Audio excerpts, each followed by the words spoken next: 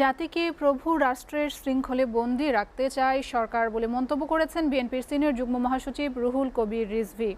জাতীয় প্রেস ক্লাবে association of engineers Bangladesh অ্যাবের আয়োজনে লুটপাট, অব্যবস্থাপনা ও সঠিক পরিকল্পনার অভাবে যাত্রাপথে দুর্ঘটনায় মৃত্যুর ভয়াবহতা ও জনদুর্ভোগ শীর্ষক আলোচনায় যোগ দিয়ে তিনি এসব কথা বলেন। ভারতের ছত্রছায়ায় থাকা সরকারের গদি যে কোনো মুহূর্তে উল্টে যাবে। অতিরিক্ত ঋণ নির্ভর করে ক্ষমতাসীনরা দেশকে ভিক্ষুক রাষ্ট্রে পরিণত করেছে।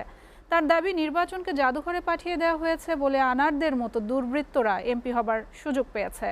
আইজিপির অ্যাকাউন্ট ফ্রিজের নামে জনগণের সাথে তামাশা করা হচ্ছে বলেও মন্তব্য তার। ক্ষমতাসীনদের আত্মীয় স্বজনরাই লুটপাটের সাথে জড়িত বলে জানান বিএনপি সিনিয়র এই নেতা। খুলনা বিভাগের বিভিন্ন অঞ্চলের অত্যন্ত ভয়ঙ্কর রকমের একজন মাফিয়া, তারপরে তার মৃতদেহ টুকরা টুকরা অবস্থায় কলকাতার একটা ফ্ল্যাটের মধ্যে পাওয়া গেল। তো ব্যাপারটা হচ্ছে যে এটা হচ্ছে আরেকটি ঘটনা। এই ধরনের ব্যক্তিরা কি করে এমপি হতে পারলেন, এটা তো একটা সবচেয়ে বড় ঘটনা।